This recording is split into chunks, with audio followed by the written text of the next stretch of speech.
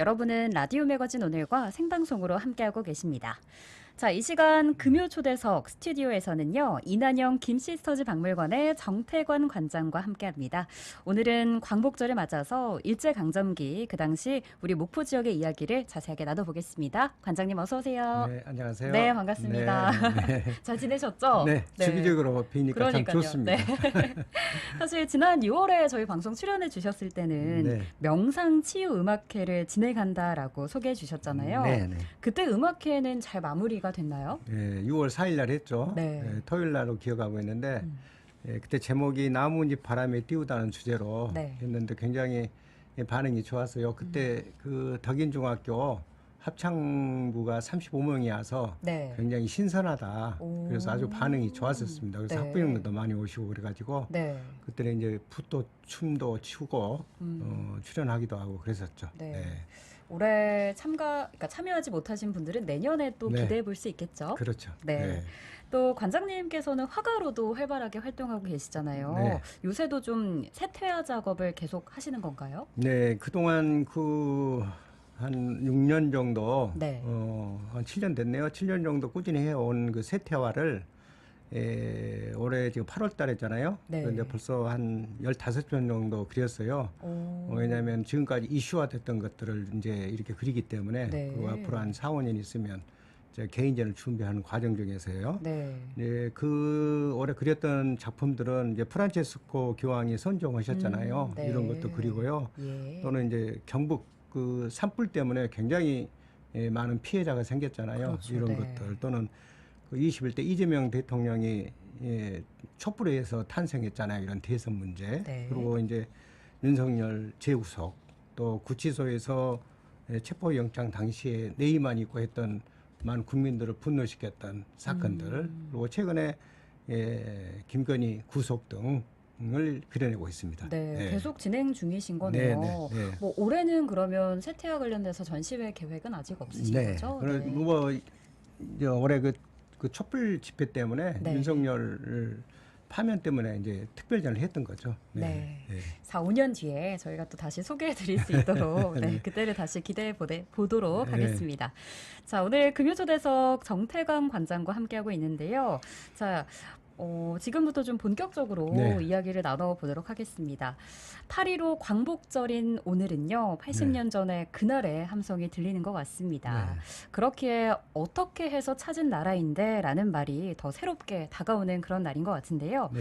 사실 지난 12월부터 네. 오늘까지의 대한민국의 시간들을 쭉 훑어보면요. 역사의 시계가 뭐 덜어 멈추기도 했고요. 네. 뒤로 가기도 하는 등 네. 고장이 날 때도 있었습니다만 정말 숨가쁘게 달려왔는데요. 관장님께서 보시기에 지금 우리나라 좀 무탈하게 잘 흘러가고 있다고 보시나요? 다행히 그 파면, 그 윤석열 파면이 이루어져 어느 정도 많이 이제 거의 안정이 됐죠. 그리고 이제 이재명 대통령의 기대도 상당히 크고요. 그런데 그동안 이제 그 일제 잔재 청산이 이루어지다 보니까 예. 굉장히 사회 이슈화가 되고 또는 사회적 병폐들이 굉장히 그 뿌리를 내려가지 않냐 그런 우려성도 있어요. 그거는 이제 극우주의자들이 지금 특세를 하고 있잖아요. 그래서 소녀상 앞에서 일본기를 들고 미군기를 들고 위안부 사기 중단 촉구하라 이런 집회를 여는 것은 있을 수 없는 비극이지 않습니까? 이런 것들이 지금 지속적으로 되고 있는데 이런 것이 계속 이루어진 자체에 대해서도 굉장히 많은 국민들이 염려를 하고 있죠. 특히 이제 일본 정부는 소녀상에 대해서 조직적으로 이제 그 설치를 방해하고 또는 철거를 행사하고 있지 않습니까? 네. 이런 것들이 계속 지속되고 있고 또 하나는 8월 14일이면 그 세계 그 평화 소녀상에 대해서 조직적으로 설치를 이제 방해하기도 하고 이와 관련돼서 위안부 기림일이 있잖아요. 네. 그저께도 했잖아요. 그때도 막 그 극우 세력들이 그 폭력도 나오기도 하고 욕설도 나오고 소란행위가 제도적으로 이런 것들에 대해서 제도적으로 좀 이제는 제한해야 되지 않느냐 이런 이제 우려의 목소리가 많이 나오고 있죠. 다행히 네. 이재명 대통령이 최근에 일본 위안부 피해자 보호법을 개정해야 한다. 그래서 하루빨리 이제 법적 배상을 집행해야 한다라고 촉구를 해서 앞으로 이 정권에 대해서 좀 더 이재명 정권에 대해서 좀 기대를 많이 해봐야 할 것 같습니다. 네. 그리고 또 하나는 가장 중요한 게 그 국가적인 청산도 있지만 그 대부분 지역의 청산은 일제 청산은 거의 손도 못 댔었어요. 사실은 예. 그래서 관심 바뀌었죠. 그래서 모포도 일본의 깊이 이제 거류주가 있는 장소로서의 네. 피해를 많이 봤잖아요. 네. 그래서 좀 한 가지 좀 지나간 과거지만 좀 소개해 싶었던 것이 2011년도에 저희들이 그 단제비를 좀 설치하자라고 3.1절을 맞이했었어요. 그런데 네. 당시에 문화재청과 전라남도에서 이걸 불허를 했었습니다. 그래서 불허 사유는 단제비는 그 인물 중심이고 또 문화재가 훼손될 우려가 있다 해서 저희들이 지속적으로 한두 번 더 도전을 했는데 결국은 단제비를 설치를 못했었어요. 네. 그래서 지금 이렇게 흘러버렸는데 좀 안타까운 게 단제비가 아주 소규모인데도 국가기관에서 이런 그 단제비 하나 설치할 수 없게끔 불허를 해버린 것에 대해서는 굉장히 아쉽고 반드시 이런 단제비를 통해서 교육의 현장으로 돼야 되지 않느냐 그런 생각을 좀 해봅니다. 네.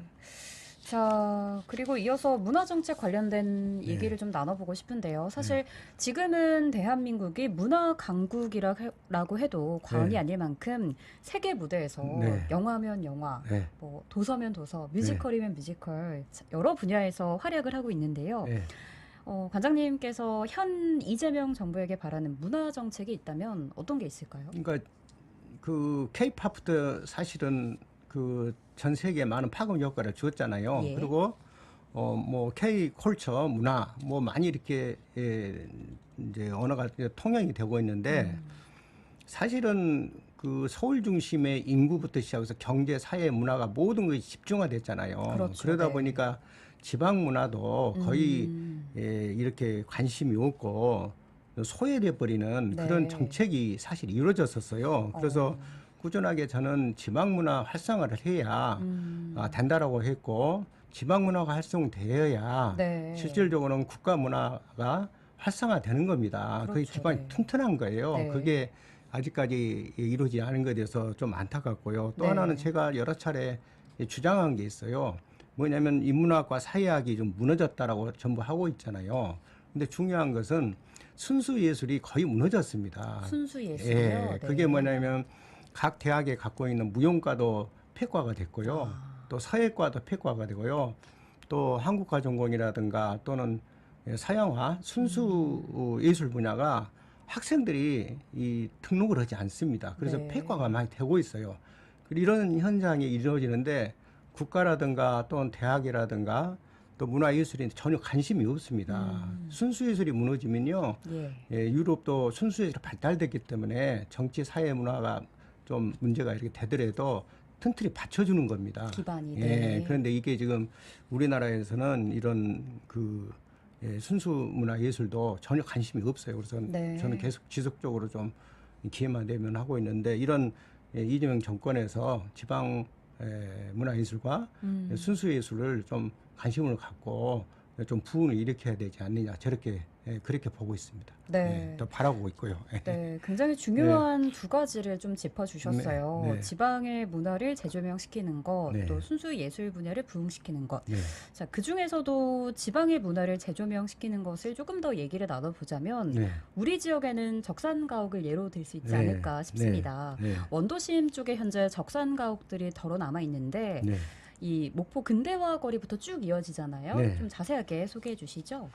그 적산가옥 하면은 그 만호동 유달동 일대를 하고 있잖아요. 예. 거기에는 일제 당시에 일본인 은행이라든가 또는 지금은 다 무너졌지만 경찰서 또 검찰청 또 지금 오글에 남은 동본원사 정신적인 지배를 하려고 했던 절이죠. 네. 이런 종교 시설들이 많이 그쪽으로 됐던 것이고 네. 목포를 이렇게 보시면 관광객들이 오셨을 때 제가 소개하는 게 있어요.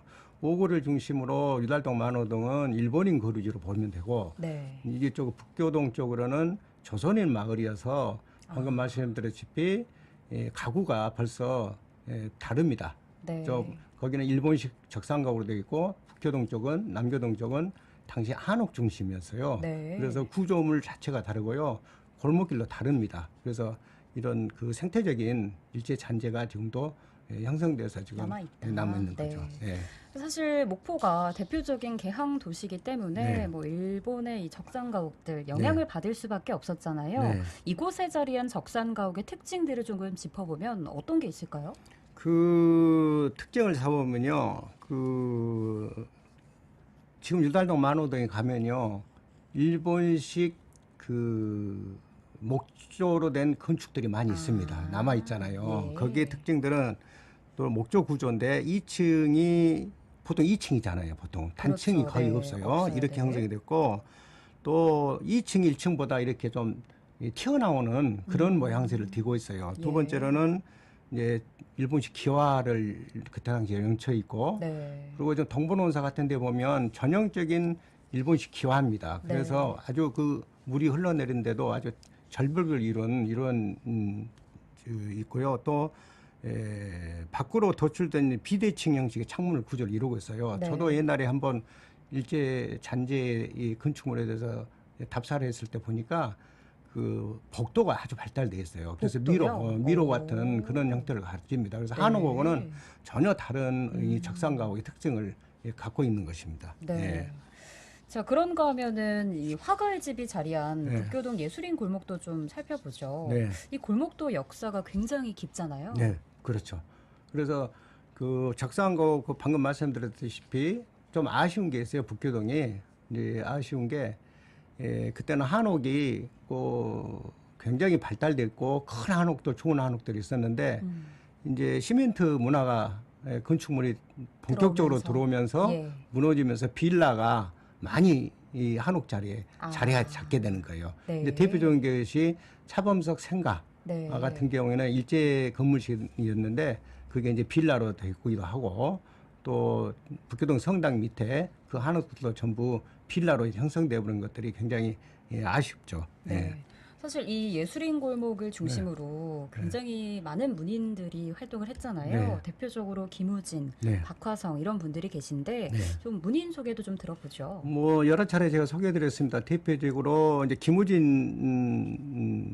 좀 소개하자면 김우진 하면 윤신덕과 이제 우리나라 최초의 성악가였죠. 이분도가 현해탄에 몸을 던졌던 그 러브 스토리를 주로 이야기하는데 사실은 그분의 문학이기도 하지만 네. 연극인 또 희곡 비평가 시인이었어요.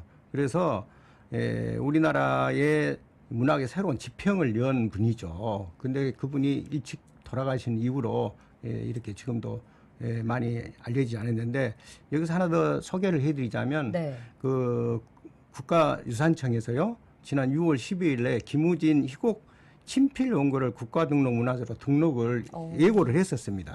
예. 그래서 그 희곡곡은 한 4개 정도 돼요. 거기에 이제 두덕이 시인의 환멸이라는 작품과 네. 이영녀, 난파, 산돼지 등인데 이때는 1925년부터 26년의 작품들인데 그래서 한 4편 정도 되는데 이게 보통 한 달 정도 되면 그 예고에서 발표가 되는데 아직 네. 발표가 안 됐어요. 좀 더 기다려 볼 것 같습니다. 그래서 굉장히 중요하고요. 박하성 선생님도 마찬가지죠. 우리나라 최초의 장편 유로 소설가잖아요. 그래서 그 허려진 청년회관 지금 청년회관에 남아 있잖아요. 네. 그리고 또 하수도 공사라는 북교동을 중심으로 노동자들을 착취했던 것들 실질적으로 작품화 시켰던 그런 분이시죠. 그래서 노동이라든가 또는 하층민들을 많이 다뤘던 분들이고 네. 그래서 그 외에 이제 차범생, 김연, 김우진 이런 분들이 많이 활동했던 곳이죠. 네.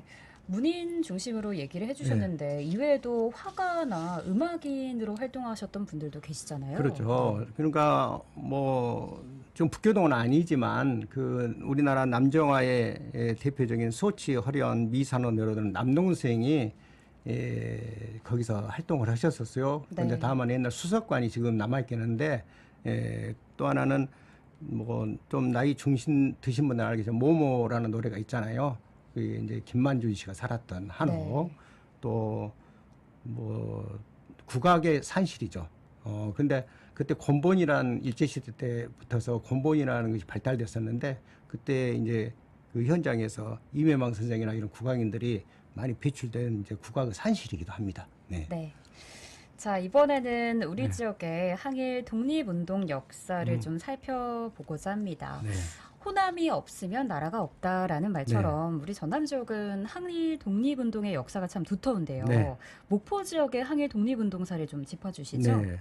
그 모포 최초의 그 민중항쟁이라고 하면 1897년 10월 개항 후 전개되는데 이게 부두 노동 운동이었죠. 당시에 일본 상인들이 막강한 그 일본 자본과 또는 일본 영사관의 보호를 받으면서 일본 상권을 장악하고 또는 한국의 노동자들을 핍박했던 것들을 결국은 저항하는 그런 그 부주 선창의 사건들이 벌어지는 겁니다. 네. 그 후에도 이제 잘 아시다시피 4.8 만세운동, 네. 그리고 정명여학교 독립운동이라든가 청년회관에서는 많은 청년들이 그 활동이 이루어졌었죠. 당시에 네. 거기에 이제 방금 말씀드렸다시피 박화상의 허러진 청년 해관이라는 그런 소설이 나오기도 했고요. 네. 그 노동운동, 신간의 또 여성단체와는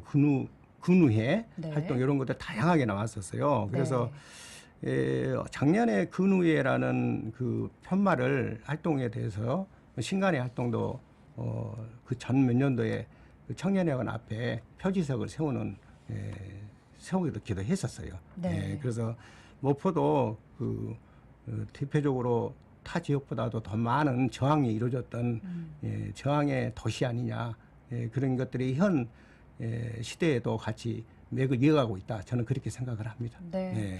아마 또 여름 휴가철 또 네. 주말을 맞아서 목포를 사는 관광객분들도 많을 것 같은데요. 네. 이런 목포 지역의 항일 독립운동사를 좀 찾아볼 수 있는 네. 뭐 근대 역사 문화거리부터 시작해서 네. 둘러보시면 또 좋을 것 같습니다. 네. 네, 자 어느덧 벌써 시간이 다 되어 가고 있습니다. 관장님 올 하반기나 네. 뭐 연말쯤에 특별한 계획이나 바람 있다면 마지막으로 정리의 말씀 네. 부탁드릴게요. 그 이달 말에요. 그 전남 국제 수묵 그 비엔날레가 열리잖아요. 예. 그때 수묵 퍼포먼스를 전개를 해요. 네. 평화광장에서 하고요.